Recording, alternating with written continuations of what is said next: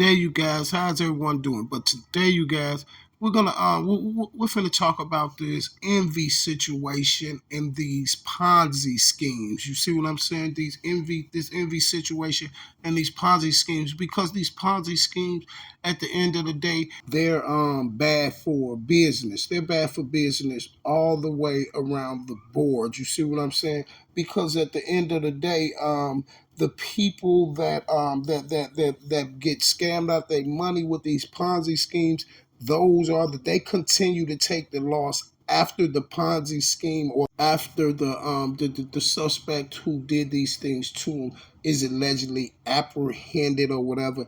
Basically, once the government takes part of the case, the Ponzi scheme case, these strange things get to happen, and trust me, we'll check it out.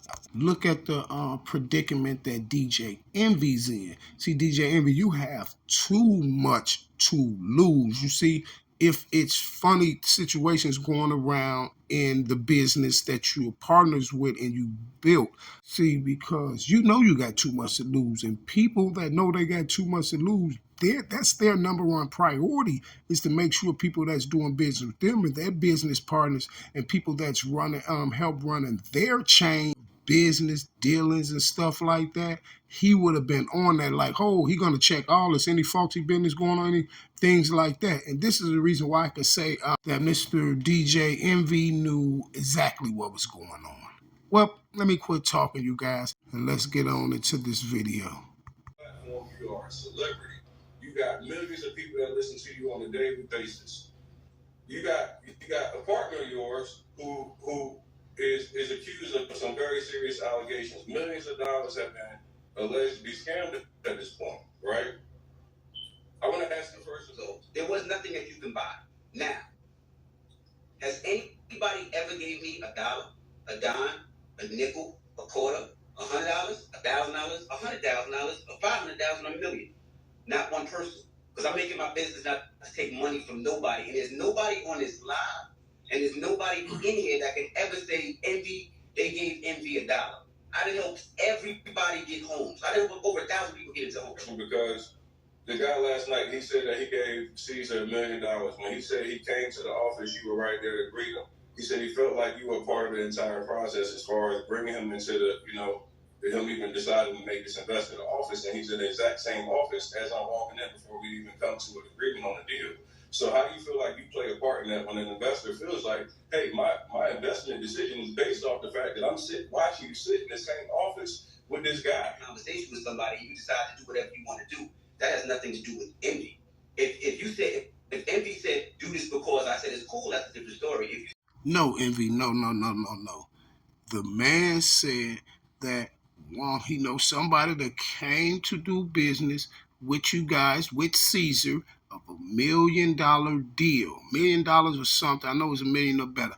Deal, right? So the man said when he walked in to do the business deal, he was greeted by you at the door. You see what I'm saying? So that will change anybody's perspective about the whole situation. Because if it was me doing a deal with Caesar and then I walked in there and Envy met me at the door, Envy greeted me at the door, that will kind of close the deal a little bit. You see what I'm saying? Because you're there, you're present. You see, this ain't no little money. This is $1 million and something that they're investing with you guys. So if you're meeting him right there at the door and greeting him at the door, of course that will change the perspective a little bit. You see what I'm saying? They're gonna make them spend the money even more, because they feel like, okay, my money is safe because Envy's there. Envy's greeted me at the door, and not only that, Envy is a part of this business, and the person that I'm talking to is Envy's business partner, right?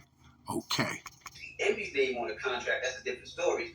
But now it seems like you're fishing for things that put me involved. Just because I'm in the office with somebody else doesn't mean that me and that person is doing anything with each other. So you're trying to say just because you was in the office, that don't mean that you're doing business with anyone, but you greeted him at the office, and if you're in the office, you have something to do with this business. Just like me going into a store and purchasing something, and the item that I purchased is not right. the milk is spoiled, right? So if I take it back to the store, doesn't the owner of the store have something to do with that? Even though his employees sold it to me, right? Okay, that should be a good enough example for you, Mr. Envy, because it's your office, because you're in the office. And then if you're greeting people at the door, then it's your office. So you can't tell me a business, $1 million deal take place in this establishment that you don't have nothing to do with. That don't mean you have nothing to do with it. You have everything to do with it, because actually you're running the business with your partner, Caesar, right? Okay, thank you.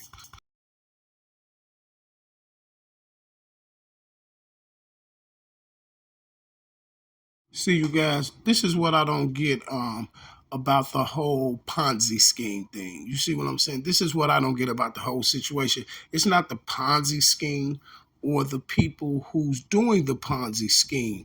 It's the people who giving their money up for this Ponzi scheme. You see what I'm saying? Because listen, I don't think no one on the face of this earth can pry my life savings out of me to give to them for some type of investment. No, I'm not doing that, because reason why I say that, because it be sad at the end of those Ponzi schemes. You see how those people be. You have elders that give up their whole life savings. You see what I'm saying? These people take these people money, do a Ponzi scheme with it, and then when it's all said and done, this is the crazy part about it. Like when they did Madoff and all them other people who did Ponzi scheme, the government will come take the person like Madoff and them to jail, the dude who did the Ponzi scheme. They'll take all the assets that this man got. I mean, everything that the person got, all the little money out his account, freeze all accounts and everything, and they'll put the majority of the assets and all that stuff. They'll throw them in federal auctions, you see, and those people probably don't get nothing. Like I seen one lady say that she gave this man her whole life savings, like 3.5 million or something. And now the lady was standing in front of her house, man. Her house was abandoned with dandelions and everything around. And I think she said they gave her, they had them to split up some of the merchandise. It was a lot of the stuff that dude had, like watches and other stuff that he had bought with the money. And they had all them people split up a little portion of that stuff. That lady said she got about $12,000, man. You see what I'm saying? Out of 3.5 million. And this is another reason why the government let those Ponzi schemes go so long, because they know at the end of the day they're gonna get the majority of the money. They could ben catch these Ponzi schemes. You see what I'm saying? They could ben catch them, because anytime you see an investment company and you see large amounts of money getting deposited into this investment company, and you see large amounts of money going in and out, but you really see large amounts coming in from different sources and different people like this is when you're supposed to start looking at those things with a fine-tooth comb. Ponzi schemes shouldn't even get that long. You see, it shouldn't even take no 3, 4, 5, 6 years to see that this man is scamming people out their money and using other new investors' money to pay old investors and all that. No, you got to comb through the records and do what you got to do. This is what the government is for. This is what taxes is for, right? My point exactly. You see, but at the end of the day, if you really look at it, who really gets paid out the Ponzi scheme?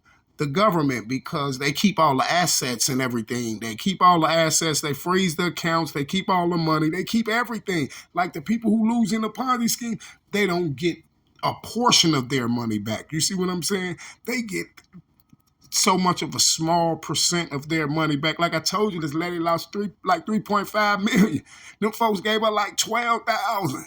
You know, at the end of the day, the government shouldn't get nothing. Like everything that these people got, if they got assets, cars, businesses, money in the bank, whatever they got, these accounts that y'all froze and all. I feel like all of that should go back to the people that this stuff was stolen from. You see what I'm saying? That this money and stuff was stolen from.